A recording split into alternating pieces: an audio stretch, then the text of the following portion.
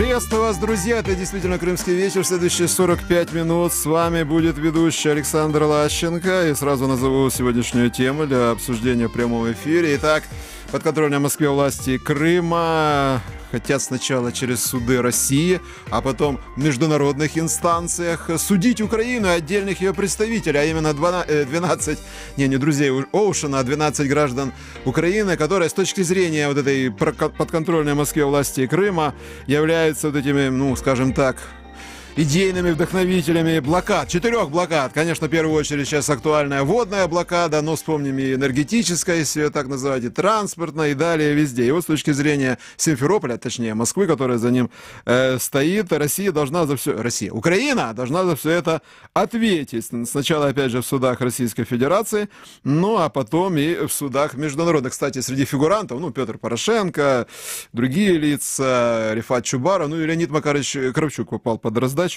Он тоже оказался, человеком с точки зрения вот этих обвинений, который тоже был блокадником Крыма. Это отдельная тема, хотя интересная довольно. Попытаемся разобраться. Перед этим назову наши координаты. Во-первых, трансляция на YouTube-канале. Пожалуйста, присоединяйтесь, задавайте свои вопросы, высказывайте свое мнение. И по телефону 8 810 06 926 и 044 490 2905. Жителям материковой Украины есть такая возможность нам позвонить. Видите сейчас на наших экранах эти телефоны. Что ж, начинаем. Тема дня. Итак, вице-спикер российского парламента Крыма Ефим Фикс заявил, что рабочая парламентская группа обратилась к Федеральной службе безопасности и в Российский следственный комитет с просьбой возбудить уголовное дело в отношении 12 граждан Украины, которых подконтрольной России крымские депутаты считают причастными к организации водной, продовольственной, транспортной и энергетической блокад полуострова. Среди фигурантов, скажем так, вот этого обвинения первый и пятый президенты Украины Леонид Кравчук и Петр Порошенко. Зеленского не внесли, по крайней мере, пока. Народный депутат Украины Мустафа Джемилев, председатель Меджлиса крымского татарского народа Рифат Чубаров и бывший представитель президента Украины в Автономной Республике Крым Борис Бабин и другие. Господин Сенченко и народные депутаты Игорь Луценко, Владимир Поросюк, возможно, многими сейчас подзабытые. Так вот, ранее вице-премьер Украины Алексей Резников называл, цитата, смешными заявления российских властей Крыма о намерениях подать иски в международные суды за перекрытие Северокрымского канала. Попытаемся разобраться, смешные или нет, серьезные эти все намерения, каковы перспективы данных исков именно в международных инстанциях. Прогнозировать решение российских судов весьма легко. Хотелось бы ошибиться, но там очевидное будет решение, хотя посмотрим, проследим. И вообще, почему сейчас, уже 8-й год вообще аннексии, но времени блокада была чуть позже, но все равно несколько лет уже прошло. Почему сейчас именно в Крыму заговорили об этой теме? Попытаемся разобраться. И с нами на прямой связи, как раз, скажем так, российский взгляд на эту проблематику выскажет в прямом эфире радио Крым Реалии глава экспертного совета по международно-правовым вопросам при российском правительстве Крыма, юрист Александр Молохов. Господин Молохов, здравствуйте. Добрый день. Пожалуйста, ваша аргументация. Каковы перспективы в международных инстанциях? Вот это интересный вопрос. И, конечно, прогнозы вещь неблагодарны, но примерно сколько может занять это рассмотрение, на ваш взгляд, подобных исков? Во-первых, я, поздравляю всех радиослушателей Крым Реалии. На Украине теперь есть свои 12 друзей Оушена. Во-вторых, это достаточно серьезно. Я бы не говорил, что это какие-то смешные вещи, потому что по статье 358 Уголовного кодекса России КАЦИТ — это массовое уничтожение растительного и животного мира, совершение иных действий, способных вызвать экологическую катастрофу. Там наказание вплоть до 20 лет лишения свободы, а акт международного терроризма, 361 статья УК, это вплоть до пожизненного лишения свободы. Поэтому поданы соответствующие заявления, эти лица будут привлечены к уголовной ответственности, а в рамках уголовных дел будут поданы гражданские иски о возмещении вреда, причиненного водной блокадой Крыма. Как минимум водной, хотя обсуждается вопрос о привлечении к уголовной ответственности и за иные формы блокады Крыма. Мы уже этого вопроса неоднократно касались.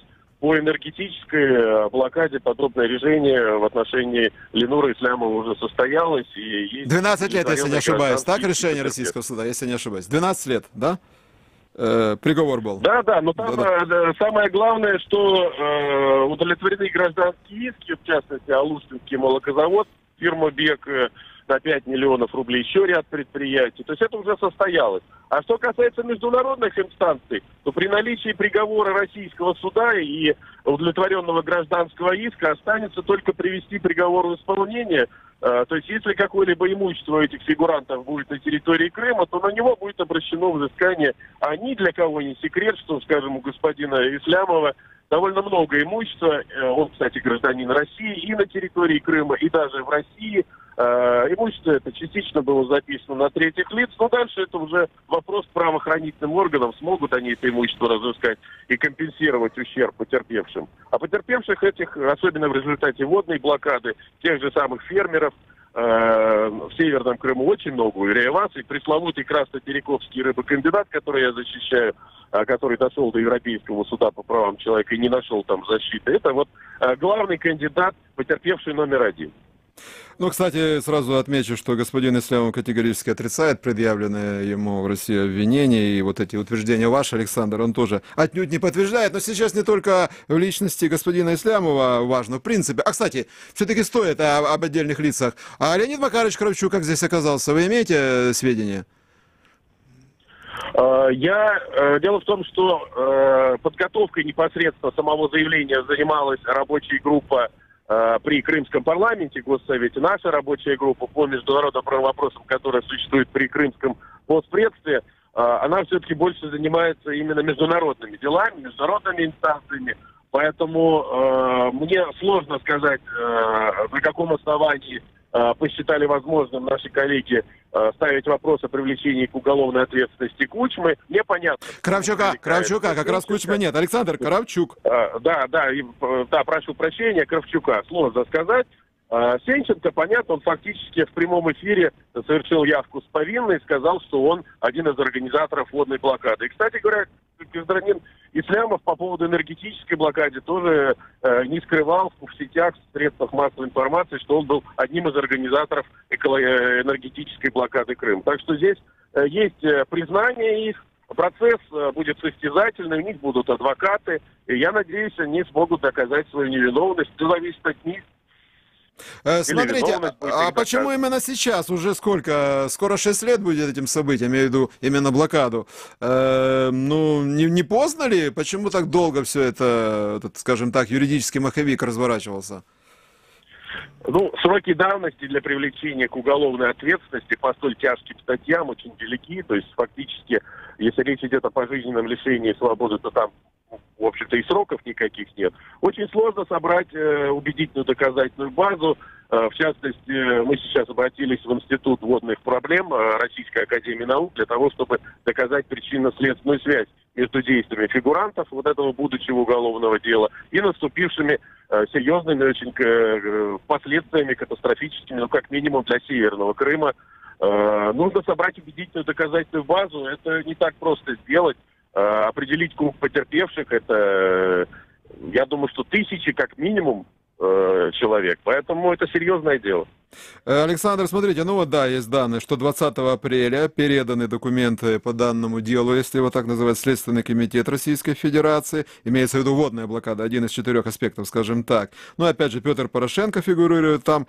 Кстати, ну, дойдет дело до суда именно в рамках Российской Федерации, будет приговор. Это получается, если будет подтверждено обвинение, Порошенко получит, бывший президент Украины, первый приговор получается, если до этого дойдет, так? Если я не ошибаюсь, не было приговора именно в отношении Порошенко в России. Не просто приговор, но еще и, я надеюсь, будет удовлетворен гражданский иск потерпевших на крупную сумму. И, соответственно, возникнет вопрос о предприятии «Рошен», которое мы все прекрасно знаем. Та самая Липецкая фабрика, она еще функционирует или нет до сих пор? Липецкая фабрика, да? Ну, нет? во всяком случае, как актив, он имеет определенную материальную ценность, и на него может быть обращено взыскание. Мгм. Как вы считаете, Александр, какие-то параллели? Как-то мы с вами общались именно в аспекте, скажем так, претензий к Украине насчет водной блокады полуострова. Ну, в принципе, это что один из важных аспектов и сейчас этих претензий. Международный опыт. Вы тогда, вот, по-моему, если я не ошибаюсь, Кипр, да, мы с вами говорили. Вы тогда немножко с сомнением, я так понял, ответили, что, в принципе, не очень международный опыт в этом плане можно применять. Или нет? Как вы считаете, с юридической, международной точки зрения? Прецедентов нет. Прецедентов нет, потому что в истории современной цивилизации ни одно государство не пыталось устраивать водную блокаду другого государства. А последним, кто это делал перед господином Порошенко, был царь времен Древней Месопотамии, Лагаш. Такой господин был примерно 3000 лет назад он жил. Вот он перекрывал дамбу, там, где Тигр и Ефрат, для того, чтобы, так сказать, как-то вот причинить ущерб своим соседям. Господин Порошенко решил вот последовать, видимо, примеру этого древнего вавилонского там царя, скажем так. Поэтому... Александр, у нас в эфире, это важный момент, прямой эфир, главное, Никита, дискуссии, вот эти все, скажем так, обмен резкостями, хотя это нравится зрителям любого эфира, нам главное донесение информации и разные точки зрения, в том числе и ваша, Александр. И, конечно, при этом все-таки я обязательно задаю вопрос вот о чем. Позиция современной украинской власти, не только Порошенко, бывший уже президент, уже скоро 2 года как бывший. При Зеленском, например, нынешний глава МИД Украины Дмитрий Кулеба совсем недавно в интервью «Радио Свобода» подчеркнул, что возобновление подачи Днепровской воды в Крым по каналу вполне возможно, но только после деоккупации полуострова. С другой стороны, точка зрения не только украинских властей. Мониторинговая миссия ООН в Украине настаивает на том, что с учетом аннексии Крымского полуострова Россия несет основную ответственность за обеспечение доступа к воде защищенным лицам в Крыму. Конец цитаты. Как вы скажете, вот что скажете на это? Я считаю, что это позиция людоедов. То есть, если Украина считает жителей Крымского полуострова своими гражданами, то она, безусловно, должна заботиться о них точно так же, как о них заботится Россия. Потому что Россия, безусловно, считает жителей Крыма своими гражданами. И Россия решит задачу обеспечения водой жителей Крыма, но от этого власти украинские не перестанут быть фактически людоедами, потому что они своих собственных граждан грабят. Это раз. Поэтому логика эта мне абсолютно непонятна. И она любому здравомыслящему человеку, на мой взгляд, кажется абсурдной, такая логика. И когда говорят о том, что вот тут недавно Илья Новиков у нас выступал, адвокат на «Эхе Москвы», да, и заявил, что все, ФСБ выпило всю воду в Симферополе, но мне это напомнило, знаете, как такая была поговорка: в кране нет воды, значит, выпили ее, не будем. Ну давайте не будем продолжать эти поговорки, да, не политкорректные, мягко говоря, не будем. Это же несерьезно. Ну, как можно говорить о том, что якобы воду всю, так сказать, в Крыму, что ее хватает жителям Крыма? Это не так. Питьевой воды хватает, а для степного Крыма, для северного Крыма, вы же сами озвучивали эти цифры, 85% Северо-Крымский канал обеспечивал потребность. Но смотрите, как можно говорить, что Крым здесь вообще ни при чем, и жители ни при чем? Как юристу вам, опять же. А Женевская конвенция 1949 года, которая четко определяет обязанности оккупирующего государства, но Россия это не признает. И в эти обязанности, с точки зрения международное право признает международное сообщество, и в эти обязанности как раз входит обеспечение жизнедеятельности оккупированной территории, а не Украины, которая потеряла в результате определенных действий России данную территорию. Что скажете, Женевская конвенция? Ну, во-первых, Россия не считает эти территории оккупированными, а во-вторых, я вам могу назвать несколько других международных нормативно-правовых актов, которые о трансграничных водотоках, так называемая конвенция, которая запрещает в одностороннем порядке перекрывать вот такое искусственное ирригационное сооружение, как Северо-Крымский канал. И на этом основании мы сейчас подаем жалобу в Комитет по правам человека в Женеве и в Совет по правам человека в Женеве. И вот это рассмотрение в международных инстанциях будет идти параллельно Российскому уголовному суду. А, кстати, вот, если я правильно вас услышал, немножко связь в этот момент нашего прямого эфира подкачала, вы, в частности, перечисляя статьи Уголовного кодекса Российской Федерации, которые могут привлечь вот этих 12 лиц, граждан Украины, этноцид имели в виду, этноцид, да, Александр?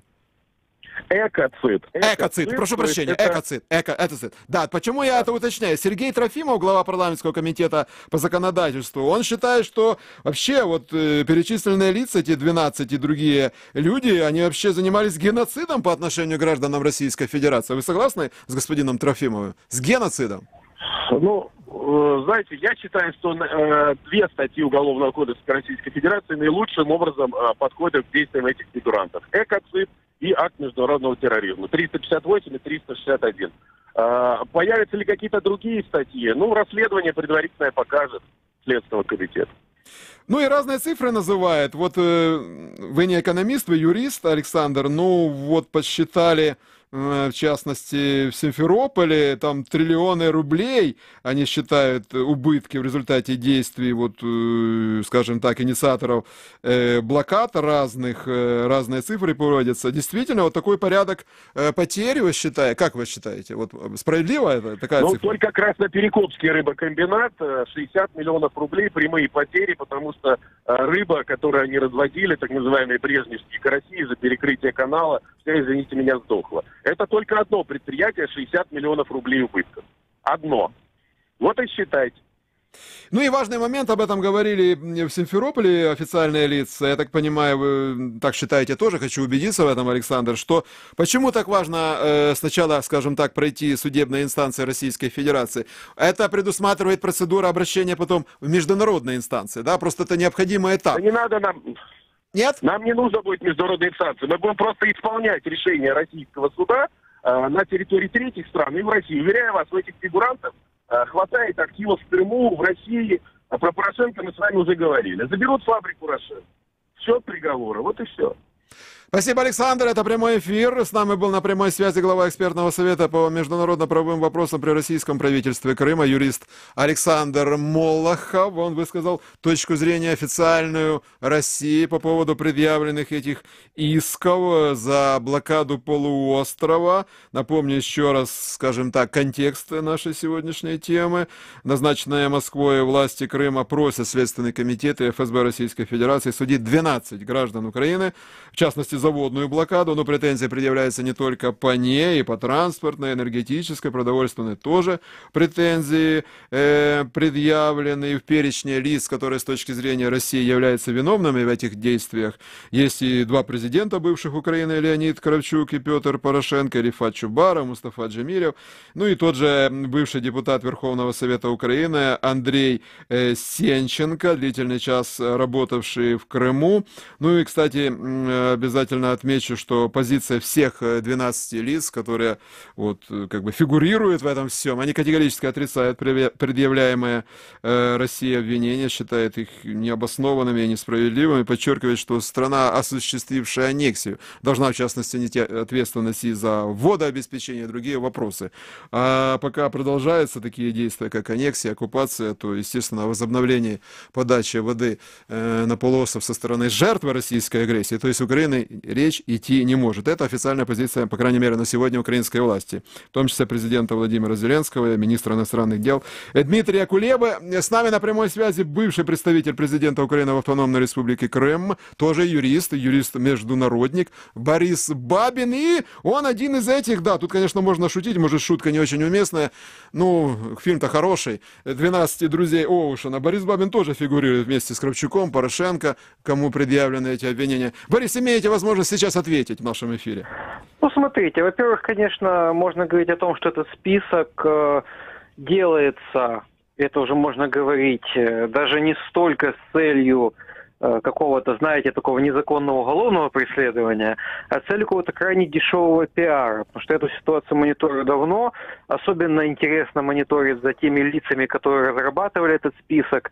За одним человеком, который в свое время купил по методу Кивы в Харькове профильную диссертацию о международном терроризме. Потом попал в Крым. Борис Кива это отрицает. Я прошу прощения. Господин Кива, ныне народный депутат, он считает, что свою ученую, с двумя «н» он пишет это, он абсолютно честно получил. Вот я Ну, просто хорошо. я должен был это уточнить. Но господин Кива, в отличие от господина Сергея Трофимова, это однофамилец, если что. Это не тот Трофимов, который на Банковой. Да. Да. Вот в отличие бывший от господина уже на Банковой, Трофимова, он не разворовывал государственное имущество Крымского университета и не собирал по 100 гривен за зачеты, понимаете, преподавая в этом университете. А теперь эти товарищи нам рассказывают о международном терроризме. Ну, допустим, повторюсь, если бы список был несколько иным, я бы прогнозировал действительно какой-то, знаете, такой типа процессов 1937 года, да, встать там, приговор трибунала. Но отдельные товарищи добавлены туда явно для придания этому списку, не по фамилии хочу называть, откровенных черт абсурдности ситуации, да, такой какой-то, знаете, такой постмодернизм, я бы сказал. Даже не юридический, ну, такой. Вы Порошенко Кравчука имеете в виду, нет? Нет, не президента, а других отдельных товарищей, да, с большим артистическим опытом. Так вот, возвращаясь к вопросу юридическому, на самом деле, конечно же, Российская Федерация здесь делает стратегическую ошибку. Ну, я понимаю, почему. Те лица, которые это вот сейчас продуцируют, они на самом деле, как юристы, довольно посредственные. Они не просчитывают дальше, чем на Е2 и Е4. Давайте моделировать, что будет дальше. Да, понятно, там будут некие фейковые решения. Понятно, что из этих 12 человек навряд ли кто-то теперь сможет наслаждаться солнечными закатами в Магадане или на каких-то иных курортах Российской Федерации. Но ведь там же будут еще эти международные процессы. Россия тем самым открывает ящик Пандоры. Я думаю, с 12 человек, ну кто-то потом-то Европейский суд пойдет, а кто-то еще куда. И там-то будут по всем этим писулькам российских властей действительно юридические решения.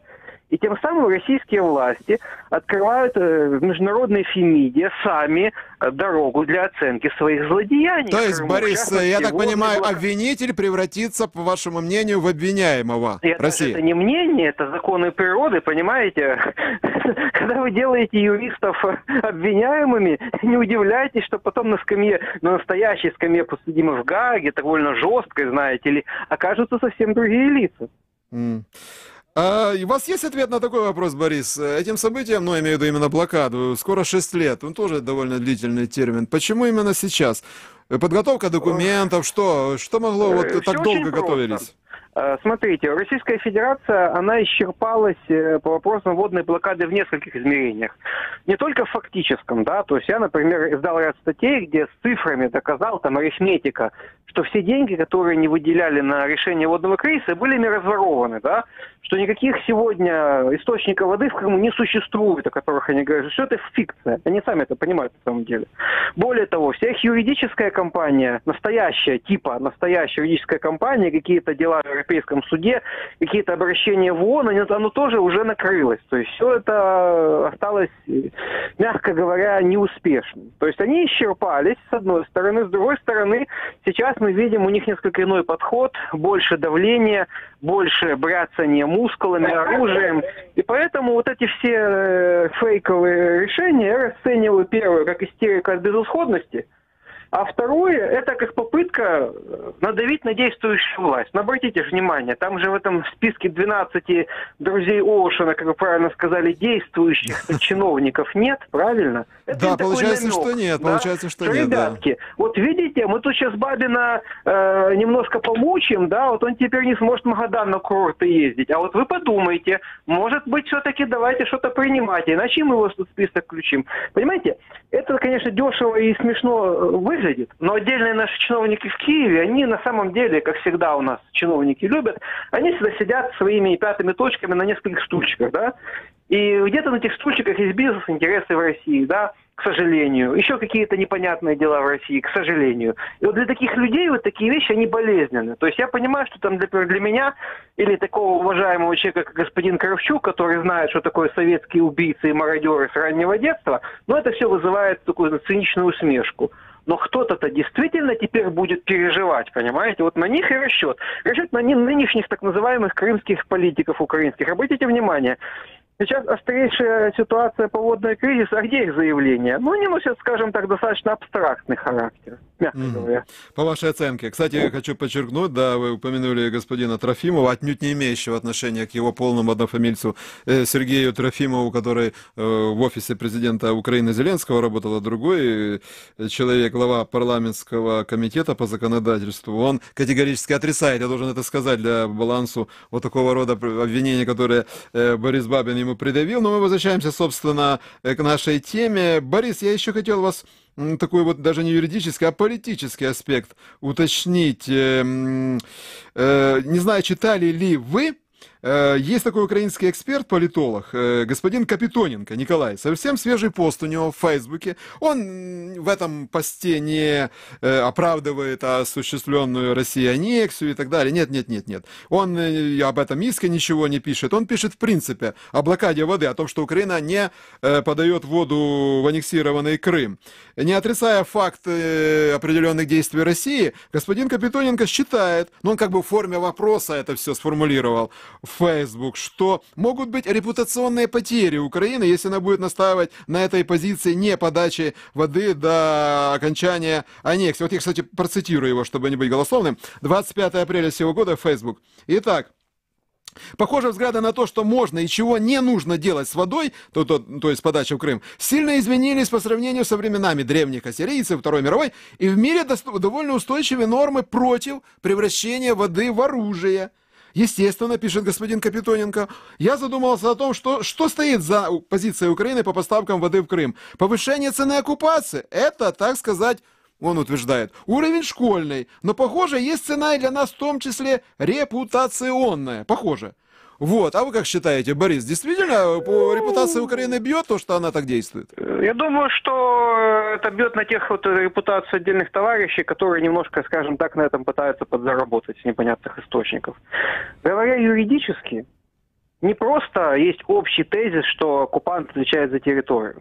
Есть нормы экологического права, да, которые говорят однозначно о том, что здесь нет спора, и Украина в своем праве. Есть нормы прав человека, которые говорят о том, что Украина не может обеспечить распределение водных ресурсов в Крыму, и поэтому не может в этом участвовать. С точки зрения юридической, повторюсь, никаких вообще, даже теоретически, каких-то требований к Украине выставить невозможно. С точки зрения моральной, конечно, все зависит от уровня пропаганды. Конечно, российская власть может изобразить фейковую ситуацию, они там постоянно говорят о каких-то гуманитарных трагедиях, но есть ряд тезисов. Первый тезис. Если в Крыму так плохо с водой, зачем русские переселили своих 500 тысяч граждан? Ну, если там такая сложная ситуация, чего туда людей-то везете? Ну, господа, вот это же самое простое, правильно? Второй вопрос. Если там такая сложная ситуация с водой, так что же вы деньги на этом воруете? Вы на этом украли 11 миллиардов рублей. Это то, что украдено, и то, что доказывает сама Российская счетная палата. Так может, надо было просто меньше воровать? А у нас через 7 лет оккупации 70% износа канализационных сетей. Такого в 90-е годы в Крыму не было никогда, понимаете? Ребят, так может просто меньше врать и воровать? Я думаю, здесь, когда мы говорим о коррупции, когда мы говорим о срочном бизнесе и у оккупантов, и властей оккупантов, с общеуголовными структурами, которые вот в этом всем участвуют, в этих подрядах и всех остальных вещах, когда мы говорим о фейковых поисках воды в Азовском море, слава богу, не на Марсе, да, вот еще пока они не додумались, да. Как вы думаете, по чьей репутации это все бьет? Украины? Сомневаюсь. А если страна не беспокоится о своей репутации на международной арене, Борис, собственно, она поднимается с колен, я так цитирую определенные месседжи, и хоть камни с неба. Ради бога, Россия сырьевая страна, и репутация важна для вас, потому что, я имею в виду россиян, потому что репутация – это страховка для нефтебаррелей, репутация – это санкции, репутация – это невозможность участвовать в международной торговле, репутация имеет абсолютно четкий денежный эквивалент. Я могу абсолютно гарантированно сказать вам, что сегодня более-менее позиция Украины по водному кризису в Крыму донесена до мирового сообщества. Мировое сообщество уже осведомлено о реальных причинах этой ситуации, связанной в основном с международными преступлениями россиян. И в этой ситуации, если россияне хотят и дальше вот так вот заводить ситуацию в режим дешевого абсурда, делая фантастические уголовные производства. Ну вот как вы думаете, если сейчас они дадут подозрение или обвинение господину Кравчуку или Кочме, ну, репутация какой страны пострадает? Украины? Очень навряд ли. Ну и такой вот момент, опять же, прогнозы вещь неблагодарная и очень сложная. Еще в прошлом 2020 году, когда мы активно обсуждали появившиеся же заявления с назначенных Москвой, от назначенных Москвой властей Крыма, собственно, самой Москвы, и уже было очевидно, что признана очень острой проблема нехватки воды для полуострова. Ну и опять же сразу возникли прогнозы, что военным путем Россия будет ее решать, очередное вторжение и так далее. Тогда еще Песков, пресс-секретарь Путина, категорически это опроверг, считая это истерикой, никогда, мол, Россия на это не пойдет. Но мы всегда задаем эти вопросы всем участникам нашего эфира, может, они уже надоедают, но на самом деле это ключевой вопрос. Как вы считаете, при всем этом кризисе, который и вы отмечаете, Борис, рискнет все-таки Путин силовым путем решать проблему воды для полуострова? Вы знаете, я юрист, я не психиатр, не деятель там всяких, знаете ли, спецорганов или военных. На такие вопросы, если говорить о российском руководстве, тут нужно все-таки обращаться к психиатрам, да, в первую очередь. Если говорить о российской военной машине бюрократии, к соответствующим службам и к военным. То есть я не готов сегодня дать оценку, насколько это все, ну, скажем так, по шкале, да, рисков от 1 до 100, близко к 100. Я не могу это сказать. Но больше половины, больше 50, Борис, нет? Риск? Я так скажу обтекаемо. Очень негативные тенденции наблюдаются. К сожалению, та милитаризация Крыма, которая сегодня происходит, она же оборонного характера не носит. Я это прекрасно понимаю. Спасибо, Борис, спасибо вам за участие в нашем эфире, нашем прямом эфире. С нами был бывший представитель президента Украины в Автономной Республике Крым, юрист-международник, фигурант этого списка.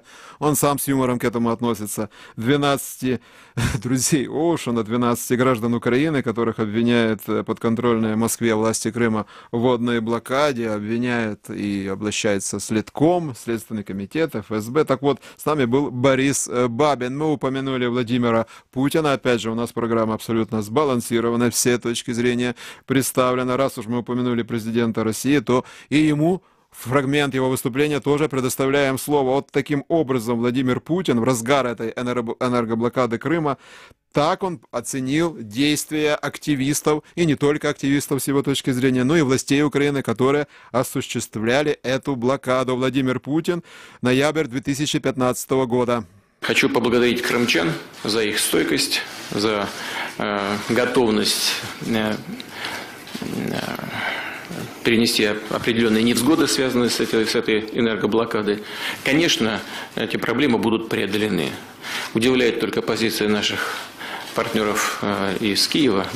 Без их молчаливого согласия эти события не могли бы состояться. Это очевидно и понятно. Они говорят о необходимости возврата Крыма в состав украинского государства и издеваются над людьми. Действуют прямо в противоположном направлении. Ну что ж, это в выборах такой. Ничего нового и удивительного здесь нет.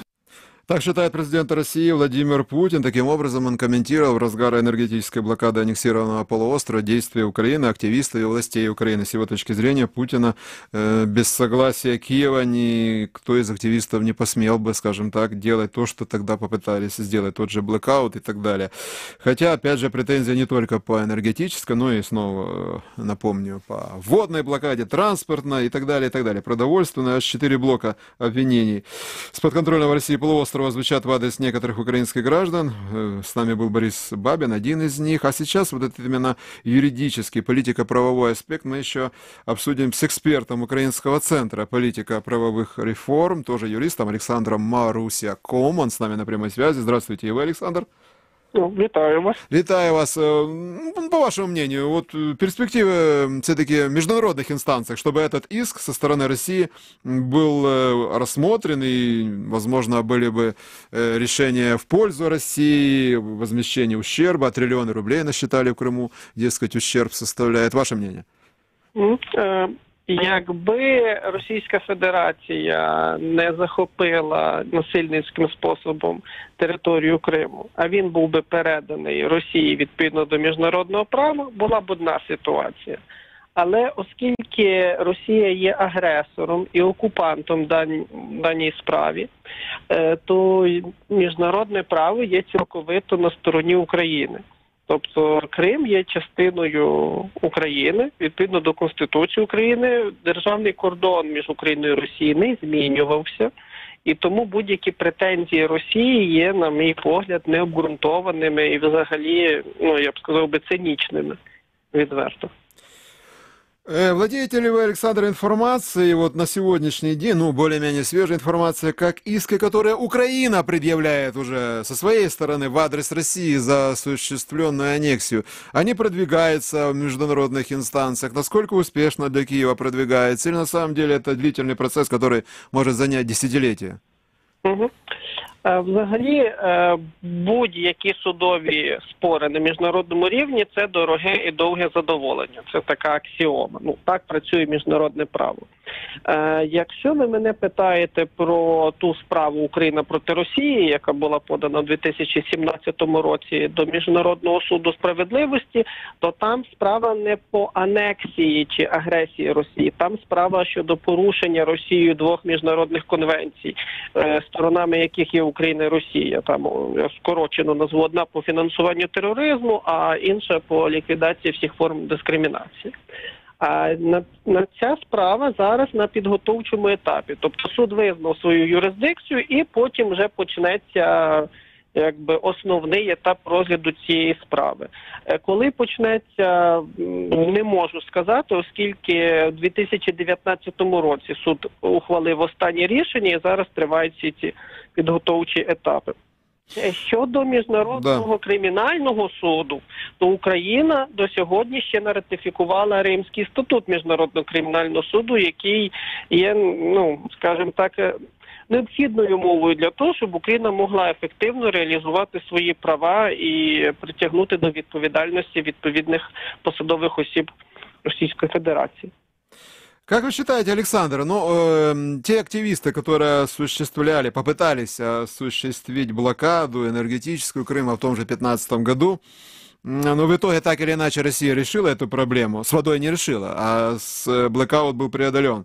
Вот эти действия, активисты мотивировали свои поступки тем, что Россия сама грубо нарушила международное право, аннексировала полуостров.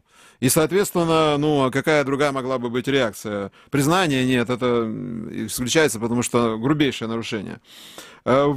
И другие утверждали, что это не мета. Кстати, когда был президентом Украины Порошенко, ему сейчас тоже, он среди этих 12 граждан, он отнюдь неоднозначно, там не было такой однозначной поддержки со стороны Петра Алексеевича блокады, насколько я помню. Потом были более резкие заявления у него, но сперва не так все он резко оценивал.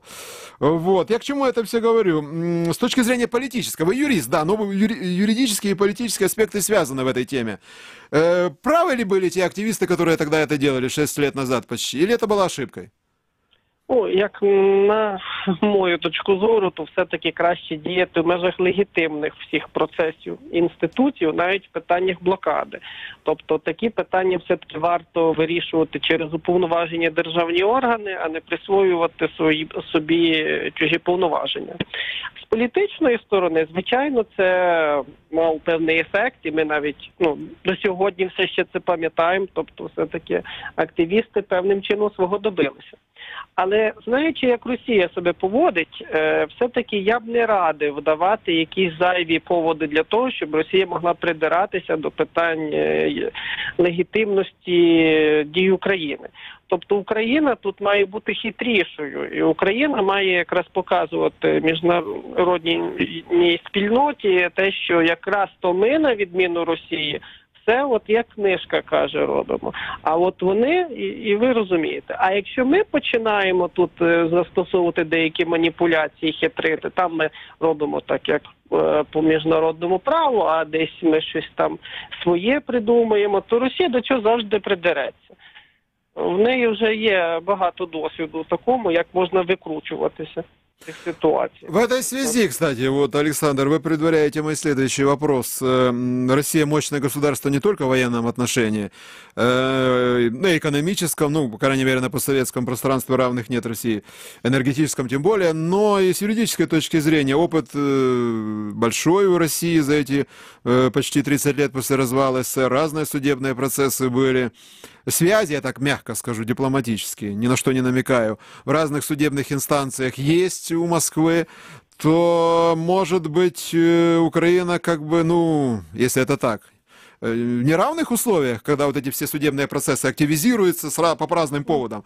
Иски со стороны Украины, иски со стороны России, и тяжелее будет, возможно, неравные условия будут для Украины. Или нет, сам факт событий конца зимы, начала весны 2014 года, то, что именно Россия сделала с Крымом, это уже плюс огромный Украине с юридической, именно точки зрения. В міжнародному праві набагато важливіше є не скільки факти подій, а те, як їх пред'явити в суді. От якщо навіть відкрити попереднє рішення Міжнародного суду справедливості, там є перелік всіх сторін, хто брав участь. Якщо взяти кількість запрошених експертів від України і від Росії, я це порівнював, в Росії значно довший список, тобто, що показує на те, що якби вони або можуть собі дозволити з фінансової сторони оплатити послуги більшості експертів, або в них, в принципі, сильніша юридична школа. Ну, не варто забувати, що все-таки юридична еліта з України у межах Радянського Союзу все-таки емігрувала в Москву. Тобто, якби там перетягувалися завжди сильніші кадри. Але, в принципі, ми за 30 років вже теж певним чином виростили свою еліту. Якщо ми би працювали над цим і далі, то я думаю, що тут важливіше пам'ятати, що правда на нашій стороні, але відповідно варто і готуватися. Тобто, от в випадку з Грузією там якраз вийшло, що Росія її обіграла в Міжнародному суді справедливості, бо Грузія там не додивилася один нюанс конвенції і через те суд не визнав. Ну, вот, кстати, да, пример последствий событий 8-го года, да. Ми, до речі, взяли цей приклад до уваги, і ми якраз, опрацювали ту помилку. А что за аспект? А какой аспект? В чем, с вашей точки зрения, Тбилиси ошибки? Там були дотримані консультації, Росія до цього придерлася. Конвенція по ліквідації всіх форм масової дискримінації там передбачає. От. А Україна тут якраз дуже гарно зіграла. Я пам'ятаю, коли були слухання в тому суді, то навіть була PowerPoint-презентація, де був графік, показували всі часові розриви, коли Україна зверталась до Росії, коли Росія ігнорувала. Тобто, як хочемо, ми можемо це подати на міжнародному рівні. Александр, да-да-да, Александр, вот ваш тезка, первый участник нашего сегодняшнего эфира, российский юрист Александр Молохов, в частности, отметил, он поддерживает эти российские иски против граждан Украины, против государства Украины. Он такую аргументацию выдвигает, которую некоторые украинские политики в Украине регулярно тоже выдвигают, что, дескать, Молохов об этом не говорил, а вот политики говорили, аннексия, да, это было незаконно. Но ведь там же Украина, граждане Украины живут в Крыму до сих пор. Украина признает их своими гражданами. Зачем такие жесткие действия? Граждане от этого страдают. Да, силовые органы прежде всего, и простые люди, и так далее, и так далее. То, может быть, Украина с этой точки зрения, это не моя точка зрения, ведет себя негуманно, по-прежнему не предоставляя воду. Угу. Дивіться, оця проблема, яку ви описали, вона є хрестоматійною в усіх випадках анексії. Коли держава незаконно приєднує чужу територію, ми, наприклад, в нашому випадку це з Крим, з одного боку ми не можемо визнати, що все, що там відбувається, воно є нормальним, але з іншого боку ми і не можемо ігнорувати той стан речей, який там відбувається, бо, як ви самі сказали, в нас є наші громадяни. І оце така дилема виникає, яким чином діяти так, щоб не вчинити якусь таку дію, щоб Росія сказала, ага, а вони визнали, що Крим наш, оказується, бачите? Розумієте? І з іншого боку, як не нашкодити, щоб Росія знову вже не сказала, так бачите, Україна каже, що це їхня бросила кримчан, бросила своїх же кримчан, да? Тому треба бути готовим, звичайно. Як от між этой Сцилой Харибдою у Києву пройти, як?